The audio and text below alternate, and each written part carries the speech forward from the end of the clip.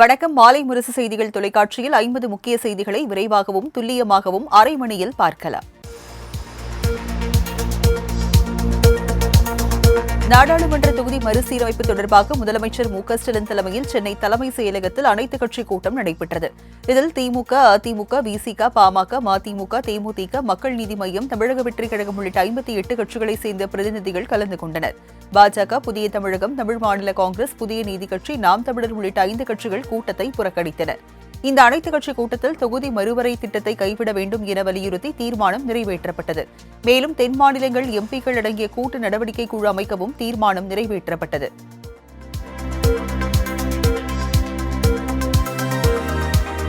தொகுதி மறுசீரமைப்பு தமிழகத்திற்கு மட்டுமல்லாது ஒட்டுமொத்த இந்தியாவுக்கு அபாயகரமான செயல் என முதலமைச்சர் மு.க.ஸ்டாலின் எச்சரிக்கை விடுத்துள்ளார். அனைத்துக் கட்சி கூட்டத்தில் பேசிய அவர், தொகுதி மறுசீரமைப்பு என்ற கத்தி தென்னிந்தியாவுக்கு மேல் தொங்கிக் கொண்டிருப்பதாக குறிப்பிட்டார். தொகுதி மறுசீரமைப்பு திட்டத்தை அடுத்த 30 ஆண்டுகளுக்கு ஒத்திவைக்க வேண்டும் என்ற தீர்மானத்தை முன்மொழிந்த முதலமைச்சர் மு.க.ஸ்டாலின் தற்போதைய தொகுதிகளை தொடர வேண்டும் என்று மத்திய அரசை வலியுறுத்தினார். தென் மாநில எம்பிக்களின் கூட்டு நடவடிக்கை குழு அமைக்கப்பட வேண்டியது அவசியம் என்றும் முதலமைச்சர் வலியுறுத்தினார்.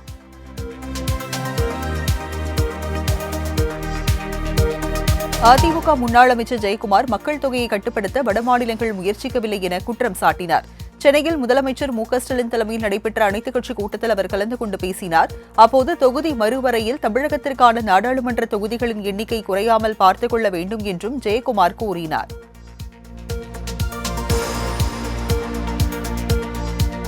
அனைத்துக் கட்சி கூட்டம் என்பதே ஒரு நாடகம் என அதிமுக முன்னாள் அமைச்சர் ஜெயக்குமார் விமர்சித்துள்ளார். அனைத்துக் கட்சி கூட்டத்தில் பங்கேற்ற பின் சென்னை தலைமைச் செயலகத்தில் செய்தியாளர்களை சந்தித்த அவர் இதனை தெரிவித்தார். மேலும் கச்சத்தீவு விவகாரம் முதல் நீட் தேர்வு வரை அனைத்து உரிமைகளையும் திமுக அரசு மத்திய அரசிடம் விட்டுக் கொடுத்துவிட்டு தமிழகத்தின் அனைத்து உரிமைகளையும் காப்பது போல ஒரு மாயையை உருவாக்கவே இந்த அனைத்துக் கட்சி கூட்டத்தை கூட்டியுள்ளதாக குற்றம் சாட்டினார்.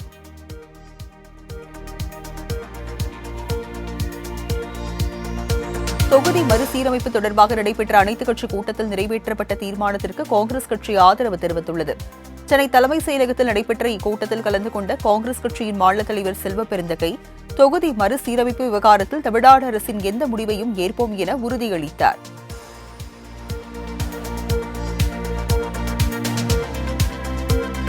தமிழ்நாடு உள்ளிட்ட தென்னிந்திய மாநிலங்களில் நாடாளுமன்ற தொகுதிகளின் எண்ணிக்கை குறைவது மாநில உரிமை குரலை நசுக்குவது அமைந்துவிடும் என வைகோ தெரிவித்துள்ளார். முதலமைச்சர் மு.க.ஸ்டாலின் தலைமையில் நடைபெற்ற அனைத்துக் கட்சி கூட்டத்தில் மதிமுக பொதுச் செயலாளர் வைகோ கலந்து கொண்டு பேசினார். அப்போது அனைத்து மாநிலங்களுக்கும் நாடாளுமன்ற தொகுதி மறுவரையை மேற்கொள்ளும் போது விகிதாச்சார அடிப்படையில் சமபங்கு அளிக்கப்பட வேண்டும் என கோரிக்கை விடுத்தார்.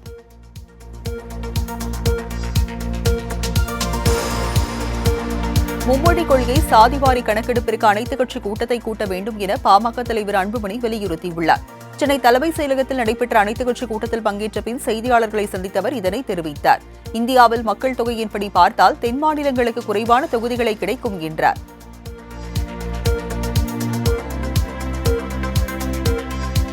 தென்னிந்திய மாநில பிரதிநிதிகள் அடங்கிய கூட்டு நடவடிக்கை குழுவை வரவேற்பதாக திருமாவளவன் தெரிவித்துள்ளார்.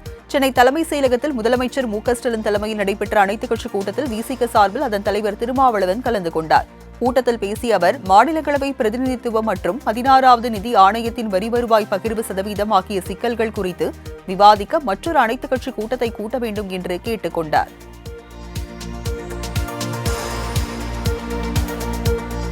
சென்னை தலைமைச் செயலகத்தில் முதலமைச்சர் மு.க.ஸ்டாலின் தலைமையில் நடைபெற்ற அனைத்துக் கட்சி கூட்டத்தில் மக்கள் நீதி மய்யம் கட்சியின் தலைவர் நடிகர் கமல்ஹாசன் கலந்து கொண்டு பேசினார். அப்போது ஆபத்து இந்த தேசத்தை சூழும் முன் நாம் இங்கு கூடி இருக்கிறோம் என்றார். 543 என்ற எண்ணிக்கையே போதுமானது என்றும் மக்களவை, மாநிலங்களவையில் தற்போதுள்ள எண்ணிக்கையை மாற்ற வேண்டிய அவசியம் இல்லை என்றும் கமல்ஹாசன் கூறினார்.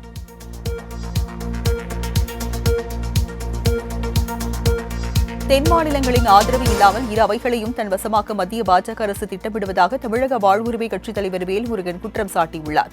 அனைத்துக் கட்சி கூட்டத்திற்கு பின் செய்தியாளர்களை சந்தித்த அவர், தொகுதி மறுவரை என்பது குடும்ப கட்டுப்பாட்டை சீர்குலைத்து தமிழக உரிமையை மத்திய அரசு வஞ்சிப்பதாகவும் கூறினார்.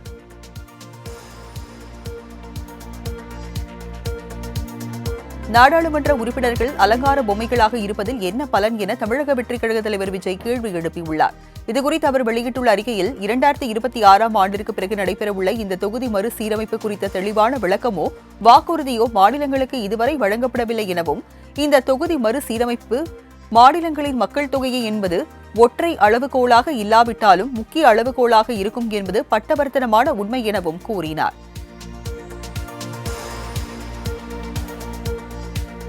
முதலமைச்சரின் தீர்மானத்தை அனைத்து கட்சிகளும் ஆதரவு தெரிவித்து ஒருமனதாக நிறைவேற்றியுள்ளதாக அமைச்சர் தங்கம் தென்னரசு தெரிவித்துள்ளார்.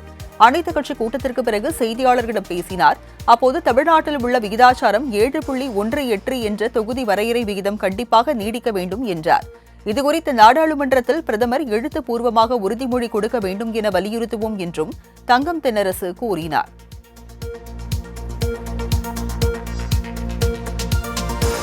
மத்திய அரசுக்கு எதிராக முதலமைச்சர் கிளர்ச்சியை ஏற்படுத்துகிறார் என பாஜக மாநில தலைவர் அண்ணாமலை குற்றம் சாட்டியுள்ளார். சென்னை கமலாலயத்தில் செய்தியாளர்களை சந்தித்த அவர் அனைத்துக் கட்சி கூட்டம் நடத்த வேண்டிய அவசியம் என்ன என்று கேள்வி எழுப்பினார். தமிழ்நாட்டிற்கு தொகுதி குறையும் என்று யார் கூறியது என்றும் அண்ணாமலை வினவினார். பொறுப்பான இடத்தில் இருக்கும் முதலமைச்சர் மத்திய அரசுக்கு எதிராக கிளர்ச்சியை ஏற்படுத்துவதாகவும் சாடினார். முன்னதாக மும்மொழி கொள்கைக்கு ஆதரவாக கையெழுத்து இயக்கத்தை அண்ணாமலை தொடங்கி வைத்தார்.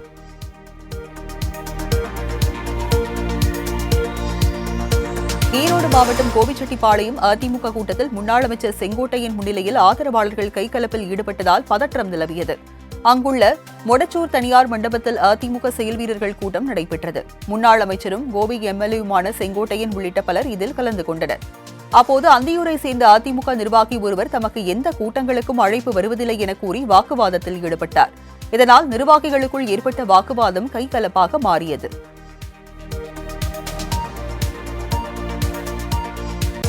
கிளாம்பாக்கத்தில் ரயில் நிலைய பணிகள் மே மாதத்தில் முடிவடையும் என தகவல் வெளியாகியுள்ளது. சென்னை நகருக்குள் போக்குவரத்து நெரிசலை குறைக்கும் வகையில் வண்டலூரை அடுத்து கிளாம்பாக்கத்தில் இருந்து அனைத்து வெளியூர் பேருந்துகளும் இயக்கப்பட்டு வருகின்றன. எனினும் கிளாம்பாக்கத்திற்கு சென்று வருவதில் பயணிகளுக்கு உள்ள சிரமத்தை போக்கும் வகையில் வண்டலூர் ஊரப்பாக்கம் இடையே கிளாம்பாக்கத்தில் புதிதாக ரயில் நிலையம் அமைக்க முடிவு செய்யப்பட்டது. இந்த நிலையில் கிளாம்பாக்கம் ரயில் நிலையத்தை ஜூன் அல்லது ஜூலை மாதத்தில் முழுமையாக பயன்பாட்டிற்கு கொண்டுவர நடவடிக்கைகள் மேற்கொள்ளப்பட்டு வருகிறது.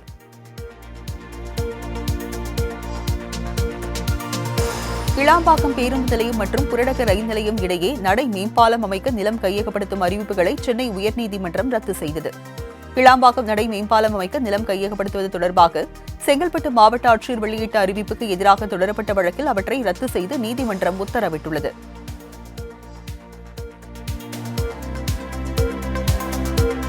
மேட்டூர் அனல்மின் நிலைய ஒப்பந்த தொழிலாளர்களை உடனடியாக பணி நிலைப்படுத்த வேண்டும் என நாம் தமிழர் கட்சி ஒருங்கிணைப்பாளர் சீமான் வலியுறுத்தியுள்ளார்.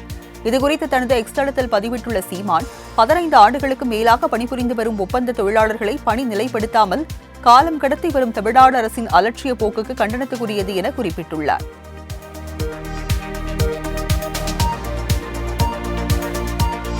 நடிகர் சிங்கமுத்துவுக்கு எதிராக தொடரப்பட்ட நஷ்டஈடு வழக்கில் வாக்குமூலம் பதிவு செய்ய நடிகர் வடிவேலு நேரில் ஆஜரானார்.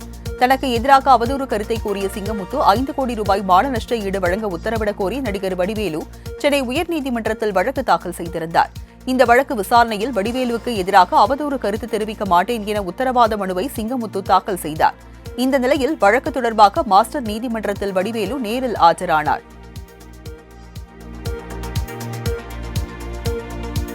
கோயில்களில் நடத்தப்படும் இசை கச்சேரிகளில் சினிமா பாடல்கள் பாட அனுமதி இல்லை என சென்னை உயர்நீதிமன்றம் உத்தரவிட்டுள்ளது.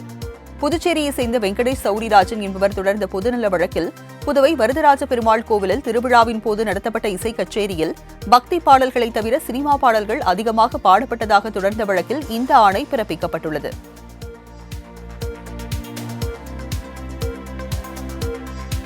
அதிமுகவை முடித்து வைக்க யாரும் தேவையில்லை, எடப்பாடி பழனிசாமியை விரைவில் முடித்து விடுவார் என அமைச்சர் சேகர் பாபு விமர்சித்துள்ளார். சென்னை ராயபுரம் வால்டாக்ஸ் சாலை திருப்பள்ளி 40.11 லட்சம் ரூபாய் மதிப்பில் 3 நிழற்குடை அமைக்கும் பணிகளுக்கு அடிக்கல் நாட்டிய பின் செய்தியாளர்களை சந்தித்த அவர், தமிழ்நாட்டின் நலனில் அக்கறை இல்லாதவர்கள்தான் அனைத்துக் கட்சி கூட்டத்தை புறக்கணித்துள்ளனர் என்றார். மேலும் பக்கத்து வீட்டில் என்ன நடக்கிறது என்று எட்டி பார்ப்பது எங்கள் வேலை இல்லை என்றும் சேகர் பாபு சாடினார்.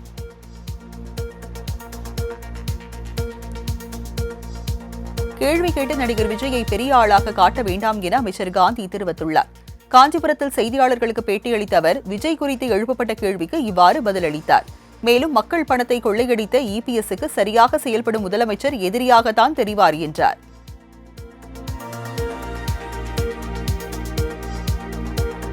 காஞ்சிபுரத்தில் 29வது நாளாக தொடர் போராட்டத்தில் ஈடுபட்டு வரும் தொழிலாளர்கள் வருகிற 7ஆம் தேதி பணிக்கு செல்லவிருப்பதாக அறிவித்துள்ளனர். காஞ்சிபுரம் மாவட்டம் ஸ்ரீபெரும்புதூரில் செயல்படும் சாம்சங் நிறுவனத்தை கண்டித்து தொழிலாளர்கள் 29வது நாளாக தொடர் போராட்டத்தில் ஈடுபட்டு வருகின்றனர். பலதரப்பட்ட பேச்சுவார்த்தை நடத்தப்பட்டும் தோல்வியடைந்த நிலையில் மன்னிப்பு கடிதம் அளித்தால் மட்டுமே பணிக்கு அனுமதிக்கப்படுவார்கள் என சாம்சங் நிர்வாகம் சார்பில் தெரிவிக்கப்பட்டது. இந்நிலையில் வருகின்ற 7ஆம் தேதி முதல் அனைத்து தொழிலாளர்களும் பணிக்கு வருகிறோம் என்று கடிதத்தை எடுத்துக்கொண்டு தொழிற்சாலைக்கு செல்ல உள்ளனர்.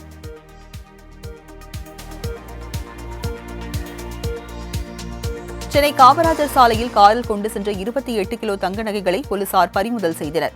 சென்னை காமராஜர் சாலையில் வாகன தணிக்கையில் போக்குவரத்து காவலர்கள் ஈடுபட்டிருந்த போது அவ்வழியாக வந்த காரை நிறுத்தி சோதனை செய்தனர். அதில் சென்னை சவுகார்பேட்டை மற்றும் பெங்களூரை சேர்ந்த 4 பேர் இருந்த நிலையில் 28 கிலோ தங்க நகைகள் கொண்டு வந்தது தெரியவந்தது. உரிய ஆவணங்கள் இருந்தாலும் ஒரே சமயத்தில் 28 கிலோ தங்க நகைகளை எடுத்து வர காரணம் என்ன என பல்வேறு கோணங்களில் போலீசார் விசாரணை நடத்தினர்.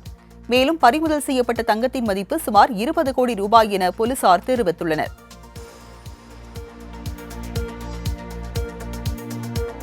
சென்னை உயர்நீதிமன்ற நீதிபதிகள் நியமனத்தில் அனைத்து சமூகத்தினருக்கும் உரிய பிரதிநிதித்துவம் தர வேண்டும் என வழக்கறிஞர்கள் சங்க பொதுக்குழு கூட்டத்தில் தீர்மானம் நிறைவேற்றப்பட்டது. சென்னை உயர்நீதிமன்ற வழக்கறிஞர்கள் சங்கத்தின் அவசர பொதுக்குழு கூட்டம் இன்று நடைபெற்றது. சங்கத்தின் தலைவர் மோகனகிருஷ்ணன் தலைமையில் நடைபெற்ற இந்த கூட்டத்தில் இந்த தீர்மானம் நிறைவேற்றப்பட்டது. மேலும் கோரிக்கையை வலியுறுத்தி வரும் 7ஆம் தேதி ஆர்ப்பாட்டம் நடத்தப் போவதாகவும் முடிவெடுக்கப்பட்டுள்ளது.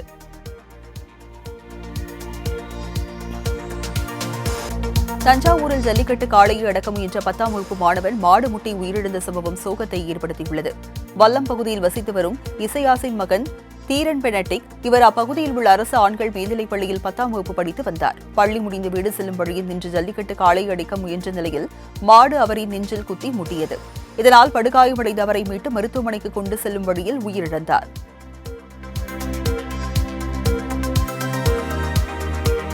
சென்னை கோவிலம்பாக்கத்தில் கேஸ் கசிந்து தீ விபத்து ஏற்பட்டதால் அப்பகுதியில் பெரும் பரபரப்பு ஏற்பட்டது. காந்திநகர் 15வது தெருவில் முனுசாமி மற்றும் அவரது குடும்பத்தினர் உறங்கிக் கொண்டிருந்தனர். இந்நிலையில் இரவு முழுவதும் கேஸ் கசிவு ஏற்பட்டு வீடு முழுவதும் பரவியது.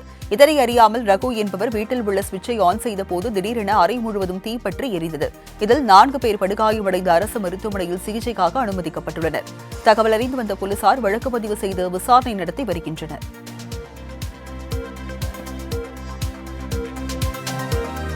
மயிலாடுதுறை மாவட்டம் சீர்காழி அருகே கடற்கரை பகுதியில் நடைபெற்று வரும் சுற்றுலா மேம்பாட்டுப் பணிகளை அத்துறை அமைச்சர் ராஜேந்திரன் ஆய்வு மேற்கொண்டார். சிதம்பரத்தில் இருந்து 20 கிலோமீட்டர் தொலைவிலும் பிச்சாவரத்தில் இருந்து 16 கிலோமீட்டர் தொலைவிலும் உள்ள கொடியம்பாளையம் கடற்கரைக்கு பல்வேறு மாவட்டங்களில் இருந்து ஆயிரக்கணக்கான சுற்றுலா பயணிகள் வந்து செல்கின்றனர். இக்கடற்கரை பகுதியை மேம்படுத்தும் வகையில் 1,23,95,000 ரூபாய் மதிப்பில் தமிழக சுற்றுலாத்துறை சார்பில் அடிப்படை வசதிகள் ஏற்படுத்தப்பட்டு வருகின்றன.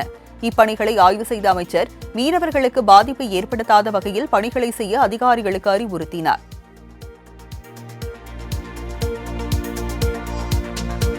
நாமக்கல் அருகே ஒரே குடும்பத்தை சேர்ந்த 3 பேர் மர்மமாக உயிரிழந்த நிலையில் மாயமான வங்கி ஊழியரும் ரயிலில் விழுந்து தற்கொலை செய்து கொண்டது தெரியவந்துள்ளது. நாமக்கல் பதிநகரில் வாடகை வீட்டில் வசித்த பிரேம்ராஜ் என்பவரின் மனைவி மோகனப்பிரியா, மகள்கள் பிரதிநித்யா, பிரகடீஸ்வர் ஆகியோர் படுக்கை அறையில் பிணமாக கிடந்தனர். உடல்களை மீட்ட போலீசார் ஒரு கடிதத்தையும் கைப்பற்றி விசாரணை மேற்கொண்டு வந்தனர். இந்நிலையில் பிரேம்ராஜ் எங்கே சென்றார் என்பது தெரியாத நிலையில் அவர் ரயில் முன் பாய்ந்து தற்கொலை செய்து கொண்டது தெரியவந்துள்ளது. ஆன்லைனில் கடன் வாங்கியதால் இந்த தற்கொலை நிகழ்ந்ததா அல்லது பிரேம்ராஜுக்கு வேறு பெண்ணுடன் தொடர்பு இருந்ததா என போலீசார் விசாரணை மேற்கொண்டுள்ளனர்.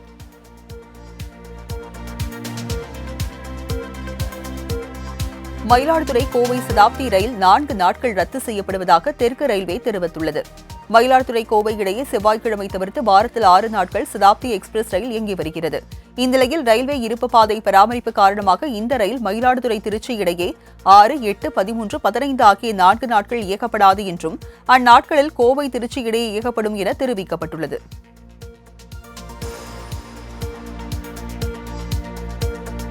கள்ளக்குறிச்சி மாவட்டம் பாடாபுரம் அருகே மாமியார் வீட்டை மருமகன் தீ வைத்து கொளுத்திய சிசிடிவி காட்சிகள் வெளியாகி பரபரப்பை ஏற்படுத்தியுள்ளது. உலகளப்பாடி கிராமத்தில் நூர்ஜஹான் என்பவர் தனது மூத்த மகள் யாஸ்மின் என்பவரை அல்லி என்பவருக்கு திருமணம் செய்து கொடுத்துள்ளார். இந்நிலையில் மருமகன் அலி வரதட்சணை கேட்டு தகராறில் ஈடுபட்டுள்ளார். மேலும் அவர் தர மறுத்ததால் ஆத்திரமடைந்த அவர் நூர்ஜஹான் குடியிருந்த வீட்டிற்கு தீ வைத்துள்ளார். இது தொடர்பாக மருமகன் அலியை போலீசார் கைது செய்து விசாரணை மேற்கொண்டு வருகின்றனர். திருவாரூர் மாவட்டம் மன்னார்குடி அருகே முறையாக குடிநீர் வழங்கக் கோரி கிராம மக்கள் சாலை மறியலில் ஈடுபட்டனர். மன்னார்குடி அருகே கோரையார் கிராமத்தில் நகராட்சி நிர்வாகம் சார்பில் விநியோகிக்கப்படும் குடிநீர் கடந்த சில நாட்களாக முறையாக வழங்கப்படவில்லை என கூறப்படுகிறது.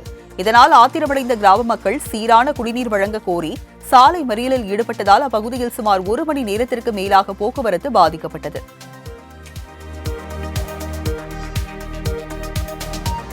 குறைந்தபட்ச ஆதார விலை நிர்ணய சட்டம் கொண்டுவர வலியுறுத்தி தஞ்சையில் விவசாயிகள் ஒருநாள் உண்ணாவிரத போராட்டத்தில் ஈடுபட்டனர்.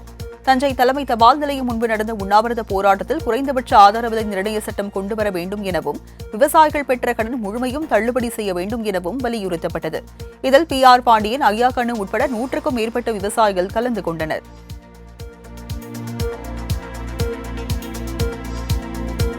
திருவண்ணாமலை மாவட்டம் ஆரணி அருகே எருதுவிடும் விழாவில் சிறுமி உள்பட 20க்கும் மேற்பட்டோருக்கு காயம் ஏற்பட்டது. களம்பூர் பேரூராட்சியில் 39ஆம் ஆண்டு எருதுவிடும் விழா நீதிமன்ற அனுமதியுடன் நடைபெற்றது. விழாவில் 300க்கும் மேற்பட்ட காளைகள் வெற்றி இலக்கை நோக்கி வீதியில் சீறி பாய்ந்து ஓடியது. அப்போது காளைகள் முட்டி சிறுமி உள்பட 20க்கும் மேற்பட்டோருக்கு காயம் ஏற்பட்டது. அனைவரும் அருகே உள்ள அரசு மருத்துவமனையில் அனுமதிக்கப்பட்ட நிலையில் பலத்த காயமடைந்த 5 பேர் மேல் சிகிச்சைக்காக ஆரணி அரசு மருத்துவமனைக்கு கொண்டு செல்லப்பட்டனர். முன்னதாக எருதுவிடும் விழாவை ஆயிரக்கணக்கான மக்கள் கண்டு ரசித்தனர்.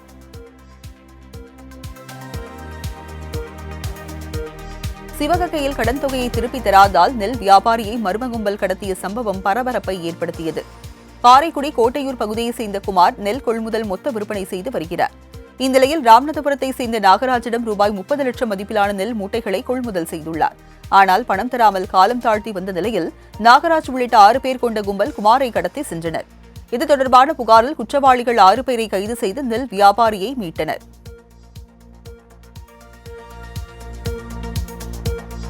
தூத்துக்குடி மாவட்டம் எட்டயபுரம் அருகே காட்டுப்பகுதியில் பதுங்கியுள்ள கொலை குற்றவாளியை ட்ரோன் கேமராக்களை பறக்கவிட்டு போலீசார் தீவிரமாக தேடினர்.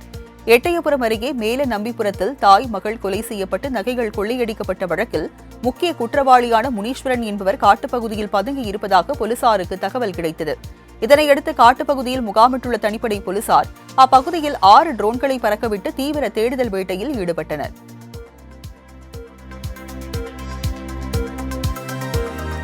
உத்தரகாண்டில் உள்ள பனிமூடிய கிராமத்திற்கு பிரதமர் வருகை தர உள்ளதால் அக்கிராம மக்கள் மகிழ்ச்சியடைந்துள்ளனர்.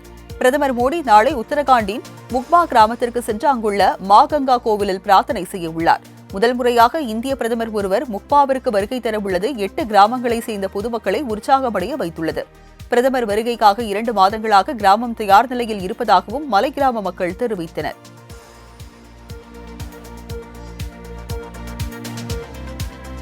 மீண்டும் போபர்ஸ் வழக்கு விவகாரம் சூடுபிடிக்கும் என தகவல் வெளியாகியுள்ளது. கடந்த 1986ஆம் ஆண்டு ராஜீவ்காந்தி பிரதமராக இருந்தபோது இந்திய ராணுவத்திற்கு ஸ்வீடனின் போபர்ஸ் நிறுவனத்திடமிருந்து பீரங்கிகள் வாங்கப்பட்டன. இதற்கான ஒப்பந்த முறைகேட்டில் முன்னாள் பிரதமர் ராஜீவ்காந்திக்கு தொடர்பு இருப்பதாக குற்றச்சாட்டுகள் எழுந்த நிலையில் 1999ஆம் ஆண்டு அவர் உயிரிழந்தார்.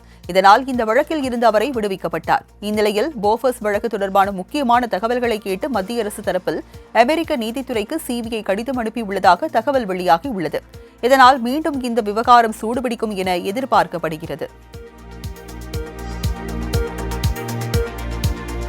பெங்களூருவில் ஆளும் காங்கிரஸ் அரசு SC/STயினரின் மேம்பாட்டிற்காக ஒதுக்கப்பட்ட நிதியை தவறாக பயன்படுத்துவதாக குற்றம் சாட்டி பாஜகவினர் போராட்டத்தில் ஈடுபட்டனர். SC பட்டியல் சாதி மக்களின் கல்வி, சமூக மேம்பாட்டிற்காக மத்திய அரசு ஒதுக்கியுள்ள 25,000 கோடி ரூபாயை ஆளும் காங்கிரஸ் அரசு வேறு நோக்கங்களுக்காக திருப்பி விடுகிறது என்றும் குற்றம் சாட்டியுள்ள அம்மாநில பாஜகவினர் கட்சியின் மாநில தலைவர் PY விஜேந்திரா தலைமையில் சுதந்திர பூங்காவில் போராட்டத்தில் ஈடுபட்டனர்.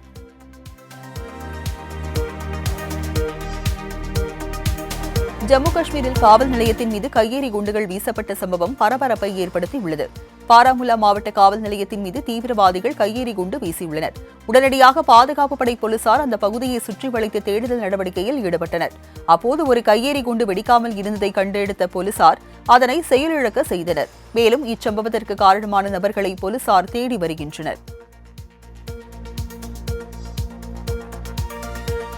ஜார்க்கண்டின் மேற்கு சிங்பூம் மாவட்டத்தில் நிகழ்ந்த குண்டுவெடிப்பில் 3 CRPF வீரர்கள் காயமடைந்தனர். மனோகர்பூர் அருகே சரண்டா காடுகளில் உள்ள பாலிவாவில் CRPF வீரர்கள் நக்சலைட்டுகளை குறிவைத்து தேடுதல் நடவடிக்கைகளில் ஈடுபட்டிருந்தனர். அப்போது அங்கு நாட்டு வெடிகுண்டு வெடித்து சிதறியதில் 3 வீரர்கள் காயமடைந்த நிலையில் அவர்கள் விமானம் மூலம் ராஞ்சியில் உள்ள மருத்துவமனைக்கு அனுப்பி வைக்கப்பட்டனர்.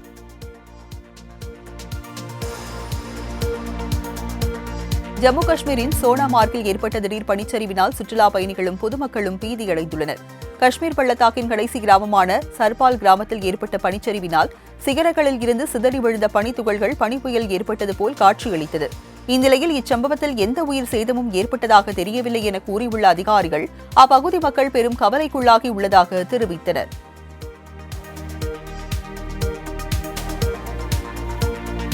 மேற்கு வங்காளத்தின் அசன்சோலில் நடைபெற்ற கைவினைப் பொருட்கள் கண்காட்சியில் பெரும் தீ விபத்து ஏற்பட்டதில் பல கடைகள் எரிந்து நாசமானது. போலோ மைதானத்தில் மாநில அரசால் ஏற்பாடு செய்யப்பட்ட கண்காட்சியில் 50க்கும் மேற்பட்ட கடைகள் அமைக்கப்பட்டிருந்தது. இந்நிலையில் அங்கு ஏற்பட்ட தீ விபத்தினால் காட்சிக்கு வைக்கப்பட்ட பல லட்சம் மதிப்பிலான பொருட்கள் எரிந்து சேதமான நிலையில் தீயணைப்புத் துறையினர் தாமதமாக வந்ததாக பொதுமக்கள் குற்றம் சாட்டினர்.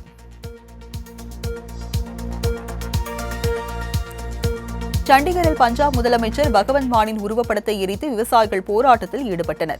விவசாயிகள் தினமும் போராட்டங்களில் ஈடுபடுவதை கடுமையாக கண்டித்தும் பஞ்சாபை போராட்ட மாநிலமாக மாற்றி வருவதாகவும் முதல்வர் குற்றம் சாட்டியிருந்தார். இதனை கண்டித்தும் சண்டிகரில் திட்டமிடப்பட்ட போராட்டத்திற்கு வரவிடாமல் விவசாயிகளை வீட்டுக்குள்ளேயே தடுத்து வைத்திருப்பதற்கும் எதிர்ப்பு தெரிவித்து விவசாயிகள் போராட்டம் நடத்தினர்.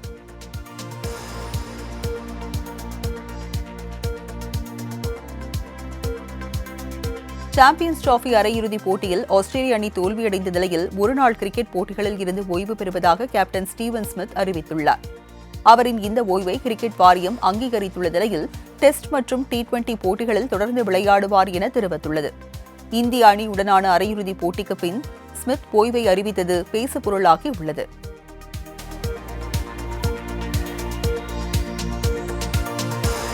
பெங்களூரு விமான நிலையத்தில் நடிகையிடமிருந்து 12,56 லட்சம் ரூபாய் மதிப்புள்ள தங்க கட்டிகள் பறிமுதல் செய்யப்பட்ட சம்பவம் அதிர்ச்சியை ஏற்படுத்தியுள்ளது. கர்நாடக மாநிலத்தைச் சேர்ந்த நடிகை ரன்யா ராவ் விக்ரம் பிரபு நடிப்பில் வெளியான வாகா என்ற படத்தில் ஹீரோயினாக நடித்திருந்தார்.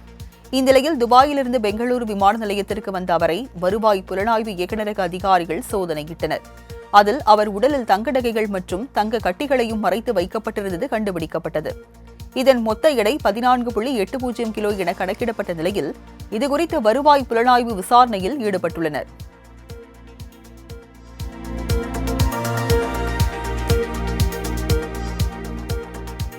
தற்கொலை முயற்சியில் ஈடுபட்ட பிரபல பின்னணி பாடகி கல்பனாவிற்கு சுயநினைவு திரும்பியது. தமிழ், தெலுங்கு, மலையாளம் உள்ளிட்ட பல மொழிகளில் தனது இசைக்குரலால் பலரது அன்பை பெற்றவர் பிரபல பாடகி கல்பனா. தெலுங்கானா மாநிலம் ஹைதராபாத் நிஜாம்பேட்டையில் வசித்து வரும் இவர் புத்துணர்ச்சியை ஏற்படுத்துவதற்காக அவ்வப்போது பயன்படுத்தப்படும் மாத்திரைகளை அதிக அளவில் உட்கொண்டுள்ளார். இதனால் அவர் மயங்கிய நிலையில் இருந்துள்ளார். இதனையறிந்து குக்கட்டப்பள்ளி போலீசார் கதவை உடைத்து உள்ளே சென்று படுக்கையில் மயங்கிய நிலையில் இருந்த கல்பனாவை மீட்டனர். தனியார் மருத்துவமனையில் அனுமதிக்கப்பட்ட அவருக்கு தீவிர சிகிச்சை அளிக்கப்பட்டு வரும் நிலையில் கல்பனா சுயநினைவுக்கு திரும்பியுள்ளதாக தெரிவிக்கப்பட்டுள்ளது.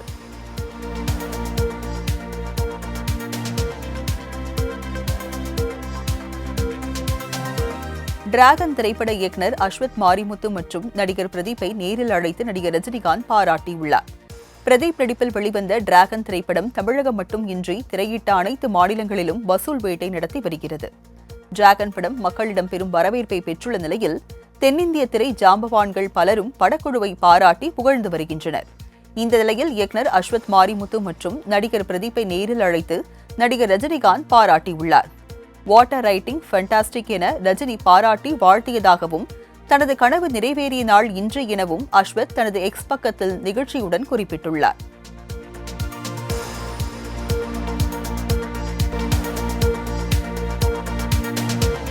நீதிமன்ற விசாரணைக்கு ஆஜரான நடிகர் வடிவேலுவுடன் நீதிமன்ற ஊழியர்கள் போட்டி போட்டுக் கொண்டு செல்ஃபி எடுத்து மகிழ்ந்தனர். சென்னை மாஸ்டர் நீதிமன்றத்தில் வடிவேலு ஆஜரானார். விசாரணை முடியும் வரை காத்திருக்க முடியாமல் பொறுமை இழந்த ஊழியர்கள் நீதிமன்ற விசாரணை அறைக்கே சென்று வடிவேலுவை வெளியே செல்ல விடாமல் தொடர்ந்து செல்ஃபி, புகைப்படம் எடுத்துக் கொண்டு மகிழ்ந்தனர்.